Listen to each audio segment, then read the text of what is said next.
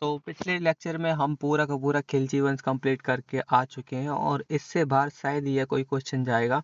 और आज हम पूरा तुगलक वंश खत्म करा देंगे और धीमे धीमे करके हम अपनी हिस्ट्री को एंड कर रहे होंगे बहुत ही अच्छे से।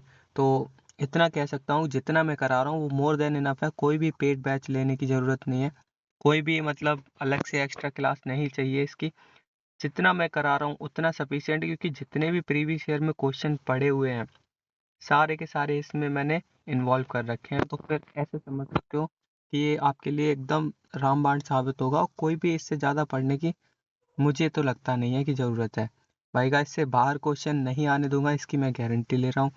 और आते हैं आज के टॉपिक के ऊपर, तो वो तुगलक वंश है। और बस आप कंसिस्टेंसी के साथ पढ़ते रहो लगातार।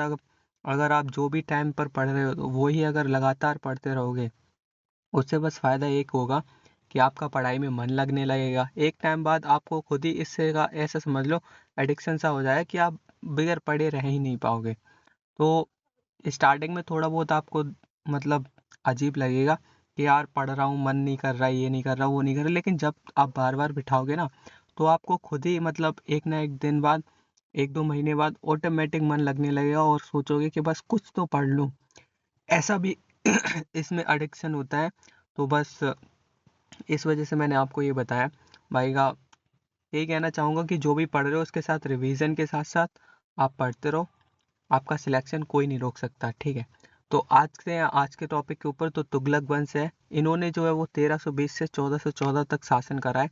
और इनका अगर मैं परिचय की बात करूँ तो संस्थापक कौन होते हैं, तो गयासुद्दीन तुगलक, जिनका नाम शॉर्ट में डाला गया है जीएसटी, और गाजी मलिक भी बोलते हैं इनको।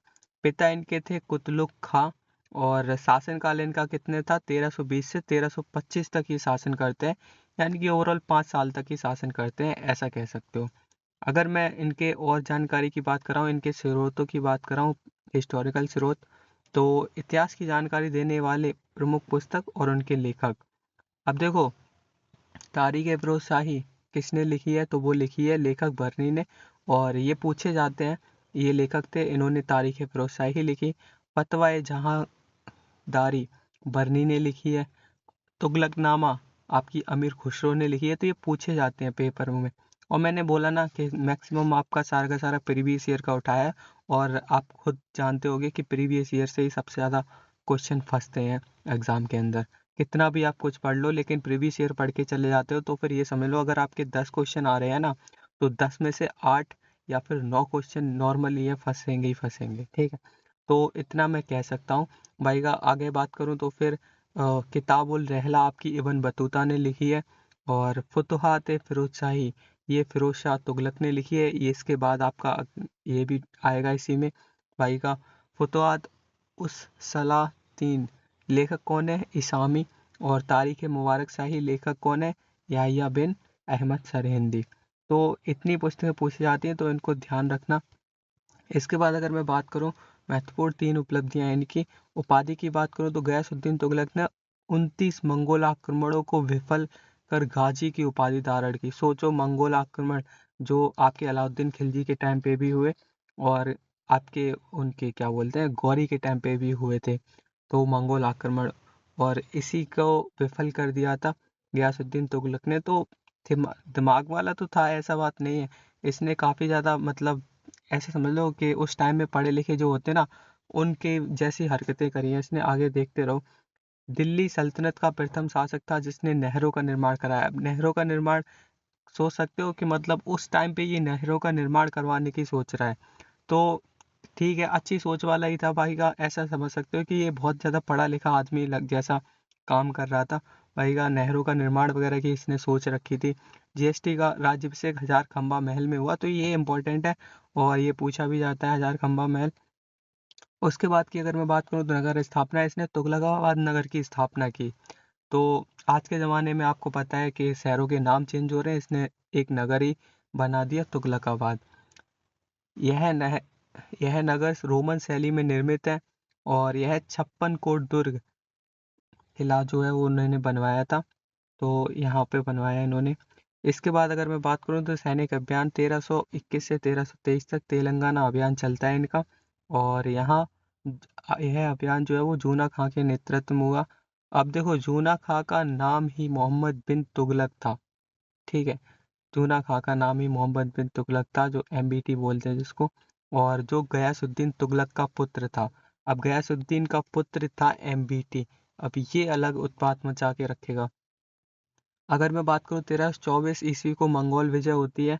फिर यहाँ जो यह विजय भी जूना खां के नेतृत्व में होती है, यानी कि MBT के नेतृत्व में। मोहम्मद बिन तुगलक 1325 में बंगाल अभियान होता है।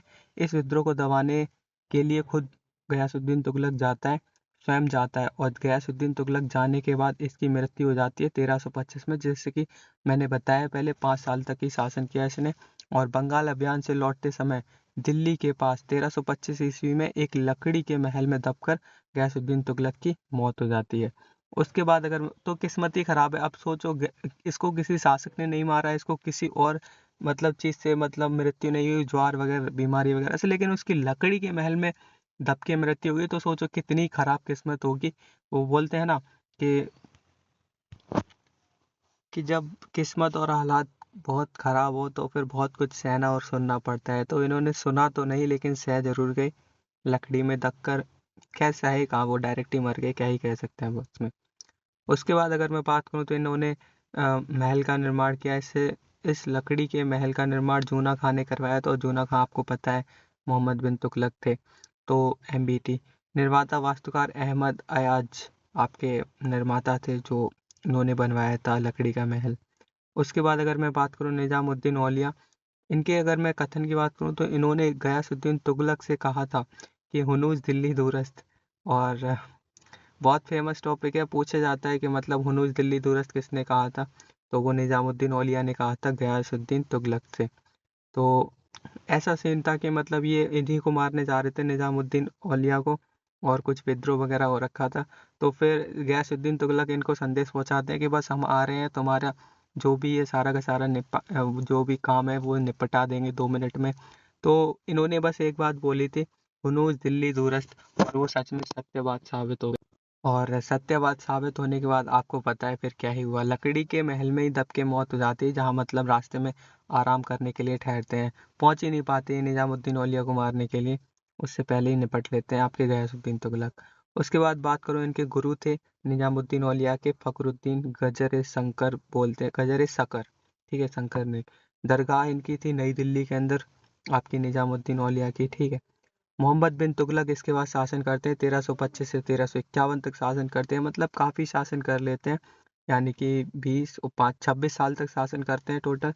और सामान्य की बात करूं तो फिर इनके परिचय की तो वंश गयासुद्दीन तुगलक के पुत्र थे ये, जो मोहम्मद बिन तुगलक है। अगर मैं इनकी योग्यता की बात करूँ, दिल्ली सल्तनत का सबसे शिक्षित और विद्वान शासक था, ठीक है। तो शिक्षित कह सकते हो, विद्वान भी बहुत ज़्यादा था।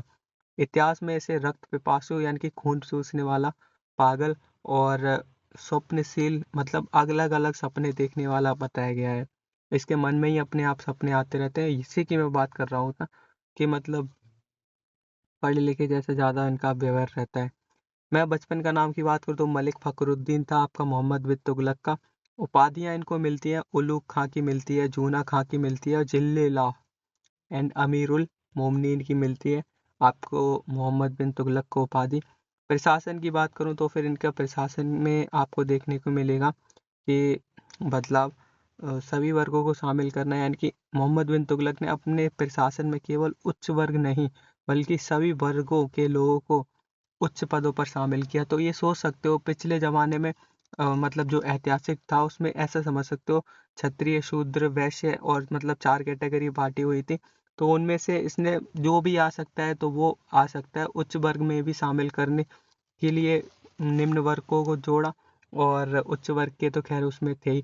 तो ये सोच सकते हो, ये आज के ज़माने में आपको पता है ये भेदभाव खत्म हो रखा है। आज हर कोई एक बराबर है। बस ये है कि कोई अभी मतलब जो गरीबी के स्तर से है ज़्यादा, और नहीं तो नहीं। नहीं तो अगर मान के चलो, अगर मैं संविधान के थ्रू की बात करूँ तो काफ़ी लोगों को काफ़ी ज़्यादा अधिकार मिल रखे हैं। तो फिर ऊंच नीच इतना ज़्यादा देखा नहीं जाता, और देखा जाता है तो आपको पता है कोर्ट में सारे के सारे डील हो जाती हैं। 2 मिनट में जो भी कर रहा है ये ऊंच नीच का सिस्टम, वो बंद हो जाता है। तो ये इन्होंने अब उस टाइम पे देखा जाके कि एमबीटी के प्रशासन में केवल उच्च वर्ग नहीं बल्कि सभी वर्गों के लिए ऊंचे पद शामिल किए, यानी कि कोई भी वर्ग ऊंचे पद पर आ सकता है। तो ये एक ठीक चीज थी और यहीं से आप बता सकते हो कि मतलब एक पढ़ा लिखा आदमी था। आज के संविधान के लागू होने के बाद तब जाके आपको ये दर्जा मिला है कि छोटा बड़ा कुछ नहीं देखते, आप जो भी हो आप आ सकते हो उच्च वर्ग में। इसने उसी टाइम पे कर रखा था, तो ये एक बड़ी बात थी, ऐसे कह सकते हो। माली की बात करूँ तो माली को बोलते थे लागा और पीरा, रसोइया को बोलते थे मनका और मक्का, और नाई को बोलते थे फिरोज। तो ये ध्यान रखना। एमबीटी के प्लान्स की बात करूँ तो प्लान्स और एक्सपेरिमेंट्स की बात करूँ तो फिर राजधानी इनकी परिवर्तन करी थी इन्होंने 1327 से 1328 ईस्वी। तो इन्होंने क्या किया, दिल्ली से दौलताबाद, देवगिरी, जो कि आपको पता है देवगिरी वो क्या बोलते हैं, अलाउद्दीन ने लूटा था काफ़ी सारा धन वहाँ से। तो दिल्ली से दौलताबाद, देवगिरी, महाराष्ट्र राजधानी बदली गई, जो कि पूरी तरह से विफल रही और ये बदल ही नहीं पाए। तो ऐसे कह सकते हो पहला इनका ये असफल प्रयास रहता है। राजधानी बदलने के कारण इतिहासकारों के मत, बर्नी के अनुसार भारत के केंद्र में होने की वजह से राजधानी चेंज की। इब्न बतूता के अकॉर्डिंग, यानी कि इब्न बतूता अपने मतलब सुझाव देते हैं कि दिल्ली की जनता द्वारा लिखे गए अपमानजनक पत्रों के कारण राजधानी बदली गई। और अलाउद ये कौन है, एल श्रीवास्तव के अनुसार मंगोल आक्रमण से सुरक्षा के कारण। इसके बाद की अगर मैं बात करूं तो फिर सांकेतिक मुद्रा यानी कि टोकन करेंसी का चलन 1329 से 1330 में देखने को मिलता है। प्रयोग की बात करूं तो प्रयोग है टंका, चांदी की मुद्रा को बोलते हैं। चांदी की मुद्रा टंका की जगह जीतल की मुद्रा का प्रयोग किया गया। यानी कि टंका होती है चांदी की मुद्रा और जीतल होती है तांबे की मुद्रा, और टंका जो होती है ना, जो चांदी की मुद्रा होती है ना, उसकी जगह जीतल का प्रयोग किया गया। तो ये बताया गया है मोहम्मद बिन तुगलक के टाइम पे यह। और इसका रिजल्ट क्या निकल के आता है, यह योजना पूरी तरह से विफल रहती है, तो ये भी कामयाब नहीं हो सकती। सोचो दो इन्होंने काम किए, एक तो मतलब इन्होंने दिल्ली की जनता द्वारा, सॉरी ये तो मतलब इब्न बतूता के थोड़े बहुत सुझाव है, मतलब दिल्ली से दौलताबाद इन्होंने देवगिरी जो होते हैं वहाँ पे राजधानी चेंज करने की कोशिश की, जो कि पूरी तरह से विफल रही। दिल्ली से देवगिरी कर ही नहीं पाए ये। उसके बाद इनकी मुद्रा चेंज करने की बारी आती है, तो वो मुद्रा भी की इन्होंने टंका, जो कि चांदी की मुद्रा थी, और जीतल तांबे की मुद्रा में इन्होंने कन्वर्ट किया। चांदी आपको पता है ऑलरेडी महंगा होता है, और जीतल तांबा जो होता है वो चांदी के मुकाबले सस्ता होता है। तो इस वजह से इसने सोचा कि हमको खाली आदान मतलब पैसे का इधर उधर से आदान प्रदान करके थोड़ा बहुत मोल भाव करके इस चीज़ जो भी सामान है वो ज़रूरत का वही तो लेना है। तो ज़रूरी है ये चांदी के लेके आओ, क्योंकि ये महंगा है और ये सस्ता भी है, तो फिर सस्ता पड़ेगा, तो फिर इसको हम ज़्यादा मात्रा में बना सकते हैं। और इसी वजह से इसने लेके आया, लेकिन फिर ये भी विफल हो जाती है। लेकिन ये समझ लो उस टाइम पे इसने जो क्या बोलते हैं टंका से चांदी, यानी कि एक तरीके से नोटबंदी कर सकते हो, टंका बंद करा दी इसने, चीतल जो है वो चालू करा दी, वो नहीं कामयाब हुई। और आज के ज़माने में आप देख सकते हो मोदी जी नोट बंद कर रहे हैं और न जाने क्या क्या कर रहे हैं, और काम कर रहा है बड़ा बढ़िया तरीके से, होता भी है सफल। यहाँ पे सफल नहीं हो पाता है। उसके बाद अगर मैं बात करूँ तो खुरासान अभियान 1330 से 1331 में होता है। ईरान को विजित यानी विजित का मतलब एक तरीका से जीतने का प्रयास करना। ये उद्देश्य था मोहम्मद बिन तुगलक का। यह अभियान भी असफल रहता है, तो नहीं जीत पाते ईरान को। कराचिल अभियान करते हैं 1333 से 1337 तक। इसमें क्या होता है, चीन को मतलब चीन को विजय करने के लिए सेना भेजी गई थी, ताकि चीन हम अपने हाथ पे कब्जा सकें। लेकिन भारी नुकसान के साथ यह भी विफल हो जाता है। दोआब कर में वृद्धि देखने को मिलती है, गंगा यमुना दोआब क्षेत्र जिसको हम बोलते हैं। कदम की बात करूं तो गंगा यमुना के उपजाऊ मैदान भाग देखने को मिलते हैं, और उपजाऊ मैदान भाग में कर टैक्स बढ़ाकर उत्पादन को 50% कर दिया। जो भी गंगा यमुना के साइड के लोग होते हैं ना, उनके जो भी उपजाऊ यानी कि जहाँ पे फसल वगैरह उगा सकते हैं अच्छे से, जो मैदानी भाग होते हैं वहाँ के, तो वहाँ पे जो टैक्स का सिस्टम है ना वो 50% कर दिया गया। तो ये समझ सकते हो। बाकी का राहत कर देखने को मिलता है इसी के टाइम पे। तो किसानों की सहायता के लिए एक कृषि विभाग अमीर को ही स्थापित किया गया, ताकि कृषि को कोई भी दिक्कत हो, जैसे कि मान चलो बाढ़ आके फसल खराब हो गई या फिर कीड़े लग के फसल खराब हो गई, तो उसके लिए कुछ राहत दे। इस वजह से राहत कार्य इसने बनवाए। तो ये उस टाइम पे सोच रहा था, सोचो जो आज के ज़माने पे किसान और नेता नहीं सोच पा रहे पूरी तरह से और अपने में ही लगे पड़े। मैं अगर बात करूं परिणाम की तो फिर क्या निकल के आता है परिणाम। और देखो परिणाम ये निकल के आता है कि अकाल और महामारी के कारण 3 वर्षों बाद यह योजना विफल हो जाती है। और अकाल महामारी ना पड़े तो फिर सफल रहे, लेकिन फिर भी ये विफल हो जाती है। फिर दिल्ली सल्तनत में मोहम्मद बिन तुगलक का मैं बात करूं क्या होता है आगे, तो सैन्य अभियान देखने को मिलते हैं। नागरकोट विजय 1337 में ये करते हैं। मोहम्मद बिन तुगलक ने 1337 ईस्वी में नागरकोट पर विजय प्राप्त की, तो ये ध्यान रखना। फिर सिंगौली का युद्ध देखने को मिलता है 1336 में। मोहम्मद बिन तुगलक और हमीर देव मेवाड़ के बीच लड़ा गया। अब इस युद्ध में जो है हमीर देव जीत जाते हैं, मोहम्मद बिन तुगलक यहाँ पे भी हार जाते हैं। आप सोचो कितना ही इसने प्रयास किया, जो भी आपका रुपया था वो चेंज करने के लिए, चांदी से तांबे में कन्वर्ट करने के लिए, वो विफल रहता है। जो भी इसने मतलब कृषि के लिए किया, एग्रीकल्चर के लिए, वो मतलब विफल रहता है। और हमीर देव से लड़ा लेकिन फिर उससे भी विफल रहता है। तो किस्मत ही खराब होती है इसमें। और इससे ज़्यादा एक राजा की किस्मत क्या ही खराब होगी, कभी अकाल पड़ जाता है इसके राज्य में, कभी कुछ तो कभी कुछ, तो बहुत ज़्यादा ये मतलब समझ लो अपने आप से ही प्रताड़ित रहता है। तो इब्न बतूता का भारत में आगमन यानी कि मोहम्मद बिन तुगलक के टाइम पे आता है। इब्न बतूता 1333 एडी से मोरक्को अफ्रीका का यात्री था। इब्न बतूता मूर प्रदेश का था जिसको मोरक्को भी कहते हैं। मोहम्मद बिन तुगलक के समय ये भारत आया था, ठीक है। इसकी जो नियुक्ति है वो मोहम्मद बिन तुगलक ने इब्न बतूता को दिल्ली का काजी यानी कि न्यायाधीश होता है, जज, उसको हम काजी बोलते हैं, और नियुक्त किया, जो कि सारे के सारे अब निर्णय इब्न बतूता लेगा और वो मान्य भी रहेंगे। पुस्तक की बात करूँ तो इब्न बतूता ने अरबी भाषा में रहला लिखी है, किताब और रहला नामक पुस्तक लिखी थी।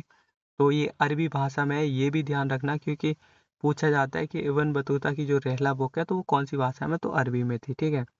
चीन का दौरा 1342 में ईस्वी में करता है। 1342 ईस्वी में मोहम्मद बिन तुगलक ने इब्न बतूता को अपना दूत बनाकर चीन भेज दिया कि जाओ देख के आओ क्या क्या वो मतलब खुसफुस कर रहे हैं और वो सारी हमें बताओ। मोहम्मद बिन तुगलक के नए साम्राज्य की स्थापना। अब यहाँ से भी काफ़ी क्वेश्चन देखने को मिलते हैं आपके। विजयनगर साम्राज्य देखने को मिलेगा 1336 एडी में। और मोहम्मद बिन तुगलक के शासनकाल के दौरान 1336 ईस्वी में हरिहर राय और बुक्का राय नामक दो भाइयों ने विजय साम्राज्य की स्थापना की। तो ये इंपॉर्टेंट है, पूछा भी जाता है कि किसने विजयनगर साम्राज्य की स्थापना की, तो वो किसने की, आपका हरिहर राय एंड बुक्का राय, ठीक है। और कितने में, 1336 में। इसके बाद अगर मैं बात करूँ तो राजधानी आपको देखने को मिलेगी इनकी जो विजयनगर की है, तो वो हम्पी कर्नाटक, जो तुंगभद्रा नदी के किनारे है। और ये पूछा गया है प्रीवियस ईयर में कि जो हम्पी जो राजधानी है तुंगभद्रा नदी के किनारे, वो मतलब किस राज्य की है, तो वो आपका सीधे बता सकते थे विजयनगर साम्राज्य की, ठीक है। गुरु थे इसके विद्यारण्य। और बहमनी साम्राज्य आपको देखने को मिलेगा 1347 में। मोहम्मद बिन तुगलक के समय ही 1347 में हसन गंगू ने बहमनी साम्राज्य की स्थापना की थी। तो ये याद रखना, बहमनी साम्राज्य की स्थापना किसने की थी, हसन गंगू ने 1347 में। प्रमुख नियुक्तियों की बात करूँ तो ये जरूरी होता है, एमबीटी के पदों की महत्वपूर्ण नियुक्तियां, और ये पूछा भी जाता है, बहुत पूछा जाता है। अलाउद्दीन खिलजी के टाइम की जो नियुक्तियां हुई और यहाँ पे भी बलबन के टाइम की होती हैं। और मलिक फिरोज बोलते हैं नायब बरवाक को, आयत खिलजी बोलते हैं लखनौती का राज्यपाल था उनको बोलते हैं, कमालुद्दीन बोलते हैं सद्र ए जहां, शिहाबुद्दीन बोलते हैं दीवाने मुक्त राज को, मुस्त खराज को, ठीक है। एमबीटी से जुड़े और इम्पोर्टेंट तथ्य देख सकते हो। धार्मिक सहिष्णुता देखने को मिलती है। वह दिल्ली सल्तनत का पहला सुल्तान था जो अजमेर शरीफ ख्वाजा मोइनुद्दीन चिश्ती की दरगाह गया था, ठीक है। और आपको मैं बताऊं मोइनुद्दीन चिश्ती की दरगाह पर गया था, तो ये कहाँ पे है आपकी, आपको पता है दिल्ली के अंदर है। और आगे बताऊं तो फिर वह हिंदुओं के होली उत्सव में भाग लेने वाला पहला सुल्तान था। और एक मुसलमान था आपका मोहम्मद बिन तुगलक, और वो हिंदुओं के होली उत्सव में भाग लिया था। तो आगे बात करते हैं पशु कल्याण। उसने गायों के लिए गौशालाओं का निर्माण कराया। और एक उम्मीद क्या ही करोगे आप अपने राजा से। तो जहाँ तक है इसने जो भी इसने बन पड़ा वो सारा का सारा किया, लेकिन फिर भी इसकी काफ़ी योजनाएं असफल रह जाती हैं। कुछ चीज़ होती है जिसको हम चाहते हैं लेकिन फिर भी कितना भी प्रयास कर ले नहीं सफल हो पाते उसमें, और फिर वो कुछ भी चीज़ हो सकती है। तो वही इसके मतलब राज्य में चला, और नहीं थी उसकी किस्मत उसके पाने के लिए कि हाँ हम एक महान राजा के कैटेगरी के अंदर आए। लेकिन फिर भी जितना उसने एफर्ट लगाए सारे के सारे विफल रहे, लेकिन जो भी एफर्ट लगाए सारे के सारे बढ़िया थे लेने के लिए। मैं अगर योग्यता की बात करूं, आधारित पद वह राज्य के अधिकारियों की नियुक्ति योग्यता के आधार पर करता था। तो आप यही सोच सकते हो योग्यता के आधार पर, अगर आप योग्य हो, राजा का बेटा राजा नहीं हो सकता था इधर, इधर जो होता था जो योग्य हो। तो ये उस टाइम की बात है, मोहम्मद बिन तुगलक की बात टाइम की बात है कि अगर आप योग्य हो तभी आप बन सकते हो, न कि वंश और जाति के आधार पर। अगर मैं बात करूं तो विद्रोह 1340 ईस्वी से स्टार्ट होता है। बंगाल में शमसुद्दीन ने खुद को स्वतंत्र कर दिया।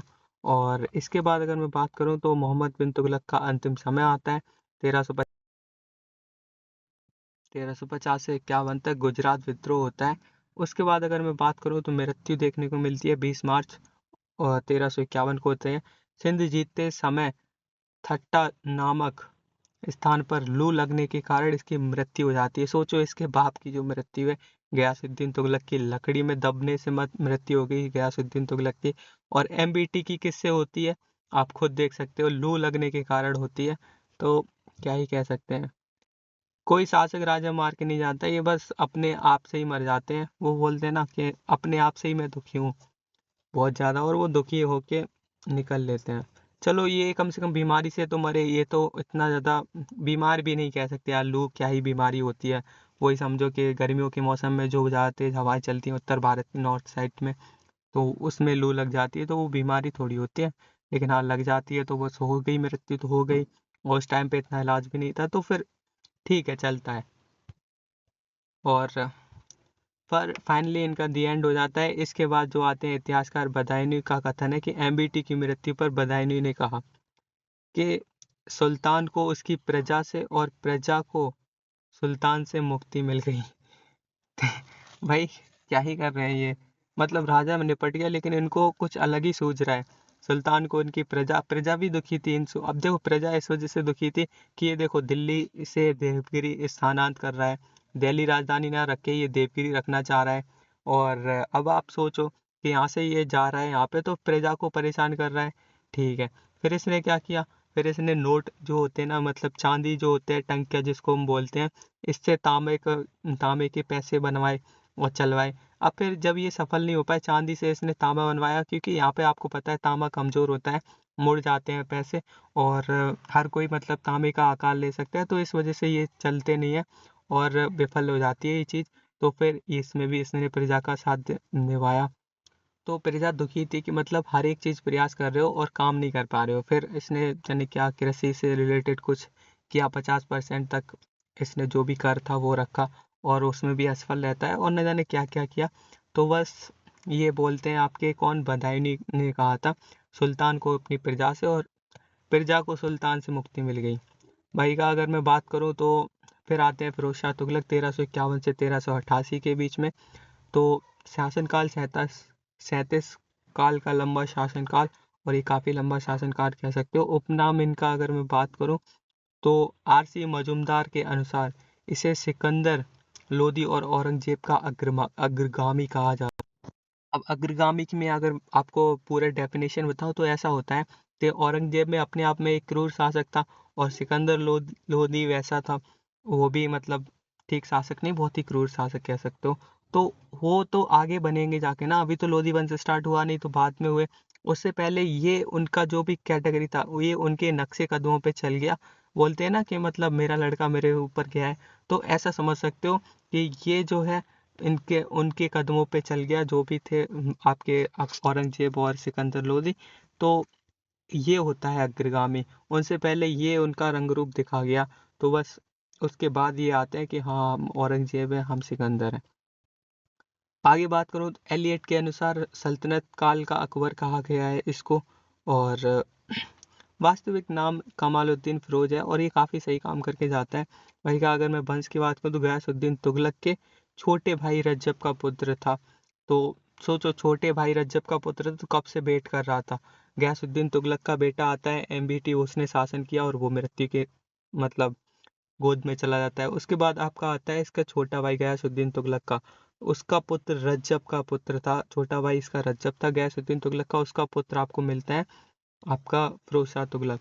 तो ये देखता है, और इसकी जो बीवी माता थी, मतलब रज्जब की बीवी थी आपकी बीवी जैला, और माता थी फिरोज शाह तुगलक की, तो वो बीवी जैला थी, हिंदू शासक की पुत्री थी।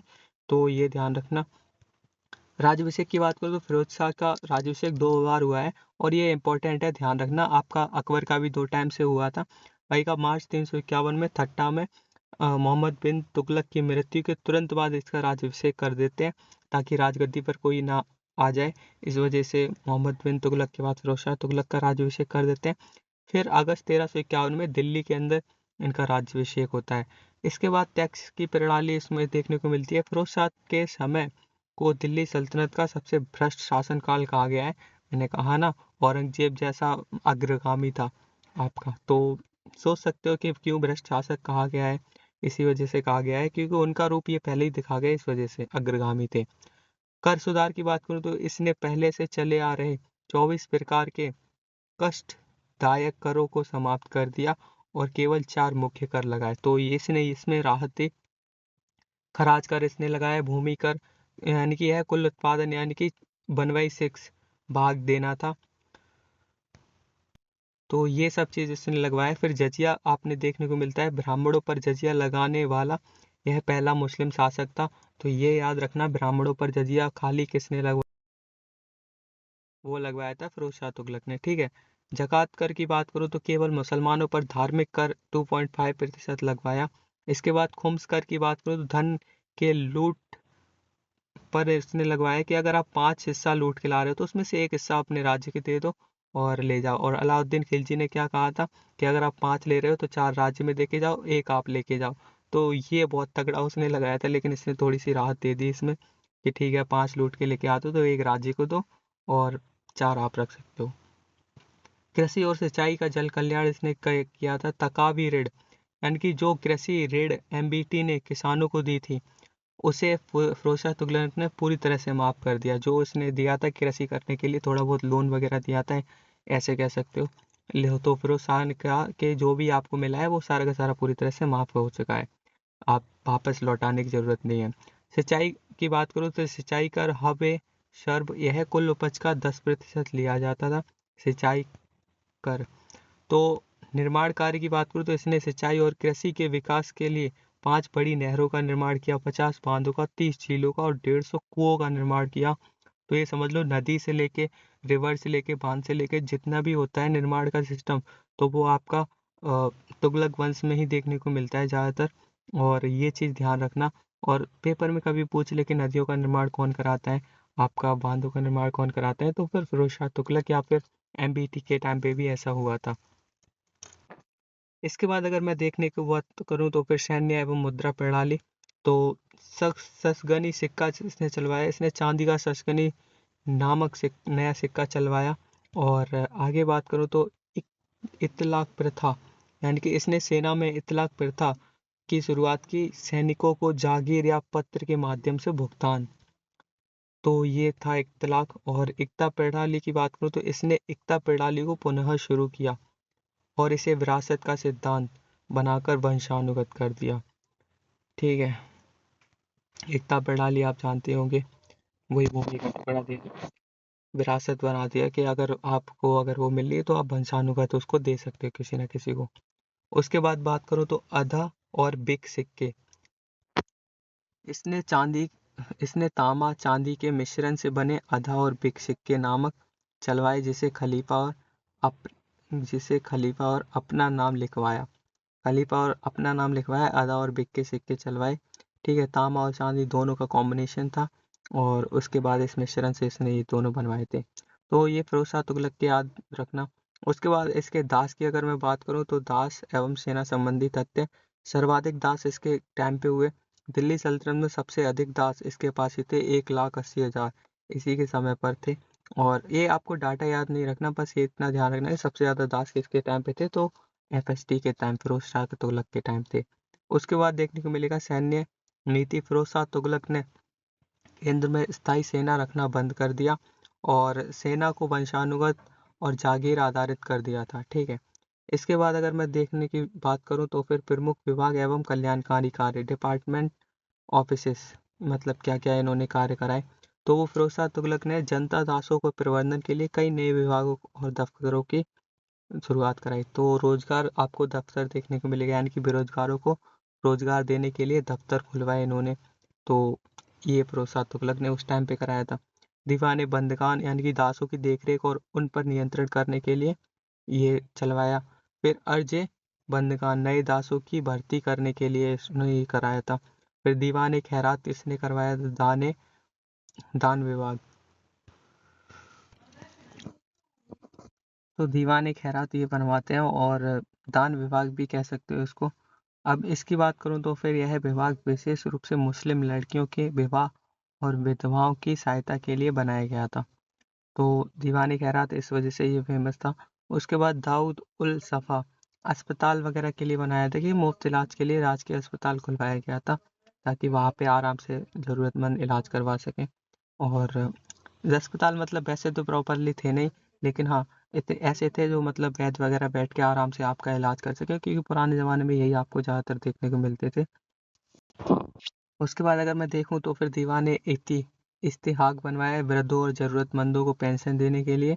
और दीवाने रिसालत इन्होंने बनवाया लोक शिकायतों की सुनवाई के लिए। तो काफ़ी ज़्यादा इन्होंने मतलब काम करवाया जो कि आज के शायद नेता ना कर पाए। भाई का दीवाने मुख्तराज लगान वसूलने के लिए इन्होंने बनवाया, और ये प्रीवियस ईयर में पूछा गया है, तो ये ध्यान रख लेना। ठीक है। उसके बाद अगर मैं बात करूँ तो एफएसटी के जो निर्माण वगैरह हैं तो वो देखने को मिलते हैं। तो नगरों की स्थापना इसने की। फिरोज शाह तुगलक के शासनकाल में 300 नए नगरों की स्थापना हुई, यानी कि या फिर बसाया, एक भी बात है। हिसार देखने को मिलता है। फिरोज शाह कोटला मैदान दिल्ली के अंदर देखने को मिलता है। जौनपुर इन्होंने बनवाया। यह नगर उसने अपने भाई जूना खां यानी कि मोहम्मद बिन तुगलक जो जूना खां बोलते हैं की याद में बसाया था। फतेहाबाद आपको बसाया था फिरोज शाह तुगलक ने।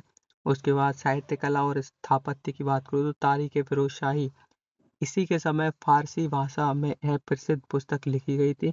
और लेखक कौन थे आपको पता है, तारीख फिरोज शाही की बरनी। आत्मकथा की बात करूँ तो फिरोज शाह तुगलक ने अपनी आत्मकथा फुतुहात फिरोज शाही नाम से लिखी। कुतुब मीनार की मरम्मत आपका फिरोज शाह तुगलक ने कराई है, आपको मैंने बताया भी था अगर आपको ध्यान हो। तो पहले तो आपका आता है कुतुबुद्दीन ऐबक, उसने करवाया। फिर आपका आता है मोहम्मद, और आपका कुतुब मीनार की जो मरम्मत है वो आपका मैं बताऊं ऐबक ने कराई थी, कुतुबुद्दीन ऐबक ने, फिरोज शाह तुगलक ने, और आपका इल्तुतमिश ने कराई थी। ठीक है। तो ये ध्यान रख लेना। उसके बाद अगर मैं बात करूँ तो जो मरम्मत है वो 1368 में की गई थी। आकाशीय बिजली गिरने के कारण, यानी कि बिजली गिर गई थी कुतुब मीनार के ऊपर, तो उस वजह से ऊपर की मंजिलें जो है क्षतिग्रस्त हो गई थी, और फिर जो है फिरोज शाह तुगलक ने उनको मरम्मत करवाई। अशोक के स्तंभ, यानी कि यह अब सम्राट अशोक के दो स्तंभों की बात करता है, टोपरा और मेरठ के, जो कि दिल्ली से लेकर आया था। ठीक है। तो अगर मैं बात करूँ तो सैन्य अभियान नागरकोट अभियान 1361 के अंदर होता है। और उत्तराधिकारी और तुगलक वंश के परावर्ती शासक की बात करूँ तो फिर आपको देखने को मिलेगा फिरोज शाह के अंतिम दिन, जो लास्ट का सीन रह जाता है फिरोज शाह तुगलक का। फिरोज शाह के अंतिम दिनों में दो पुत्र खत्म हो गए। और जिनकी मृत्यु की बात करूँ तो उसका तीसरा पुत्र था मोहम्मद शाह। ठीक है। मैं क्या बोल रहा हूँ कुछ, दो बड़े पुत्र खत्म हो चुके, अच्छा उनका नाम नहीं लिखा। चलो कोई नहीं है, इतना पूछा भी नहीं जाता और ज़रूरी भी नहीं है। भाई का उसका तीसरा पुत्र था मोहम्मद शाह, जिसने उत्तराधिकारी के लिए संघर्ष किया। ठीक है। और फिरोज शाह की मृत्यु 1388 में होती है। उसके बाद अगर मैं बात करूँ तो फिरोज शाह के बाद के शासक की बात करूँ तो मतलब गयासुद्दीन तुगलक आते हैं। आपके गयासुद्दीन तुगलक GST, यह फिरोज शाह तुगलक के बड़े बेटे फतेह खां का बेटा था। ठीक है। 1388 से 1389 तक ये शासन करता है। उसके बाद अबू बकर आता है, 1389 तक ये शासन करता है। इसने गयासुद्दीन की हत्या की और फिर गद्दी पर बैठा। फिरोज शाह के द्वितीय पुत्र जफर खां का बेटा था। तो सोच सकते हो पुत्र के बेटे हो सकते हैं। और एक राजा आपको पता है कहीं राज नहीं रखा था आज के ज़माने में तो ऐसा कुछ पॉसिबल नहीं है। वो एक ही रानी से परेशान है भाई, दूसरी लेके आके कहिएगा ही क्या। शहजादा मोहम्मद की बात करूँ तो फिर मोहम्मद शाह 1390 से 1394 के बीच में, और अलाउद्दीन सिकंदर शाह 1394 से 1395 तक रहते हैं इनका शासनकाल। यह शहजादा मोहम्मद शाह का बेटा था। फिर आता है नसरुद्दीन महमूद, 1395 से 1414 ईस्वी तक रहता है। और आपका अंतिम शासक यह तुगलक वंश का अंतिम शासक था, लास्ट रूलर था। और इसके बाद आपको अलग राज्य देखने को मिल जाता है। प्रमुख घटनाएं की बात करूँ तो इसी के समय 1398 में तैमूर लंग का भयंकर आक्रमण होता है नसरुद्दीन महमूद के टाइम पे, जो कि 1395 से 1414 तक शासन करते हैं। तो तैमूर लंग का आक्रमण देखने को मिलता है भयंकर।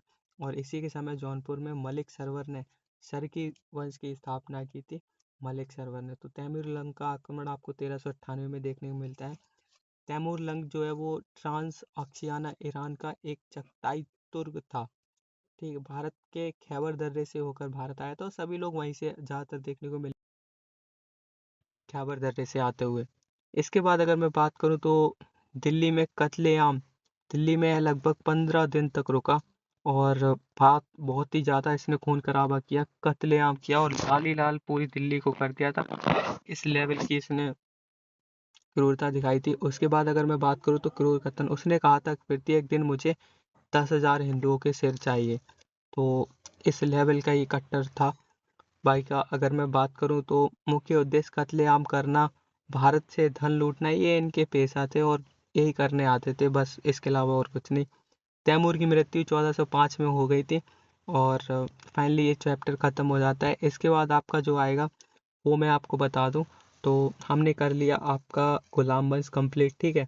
और इतने अच्छे से कंप्लीट किया कि इसके बाहर शायद क्वेश्चन जाएगा, ठीक है। उसके बाद आपका होता है आपका खिलजी वंश, गुलाम की वजह गुलाब लिख दिया मैंने। खिलजी वंश आपको देखने को मिलेगा। उसके बाद मैं तुगलक भी करा चुका हूँ। और अब जो रह जाएगा आपके दो रह जाएंगे, एक तो लोधी वंश रह जाएगा, एक सैयद वंश रह जाएगा। तो वो हम अगले चैप्टर में करा रहे होंगे कंप्लीट। और ये भी आपका दिल्ली सल्तनत ख़त्म हो जाएगा। तो उम्मीद है आप कंसिस्टेंसी के साथ पढ़ रहे होगे, ब्रेक मत करना भाई पढ़ाई को, क्योंकि जब भी पेपर होगा तो मैं चाहता हूँ कि आप एकदम सबसे आगे रहें। और जब भी आप पेपर देंगे तो एक मुस्कुराहट के साथ वो पेपर को सॉल्व कर रहे हो, तो मैं यही चाहता हूँ।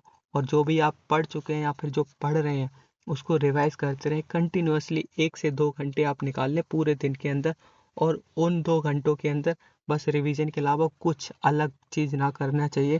फ़ोन ऑन साइड में रख दो, उसके बाद पढ़ाई जो भी आप कर रहे हो तो बस वो 2 घंटे रिवीजन के होने चाहिए। उसके बाद आप कुछ भी करो, कोई अगर आप दिन के 2 घंटे भी दे रहे हो ना, तो पेपर के आने तक आप इस लेवल की प्रिपरेशन कर लोगे, इस तरह से रिझ जाओगे कि ये समझ लो पेपर में क्वेश्चन देखने से पहले आपको आंसर पता होगा।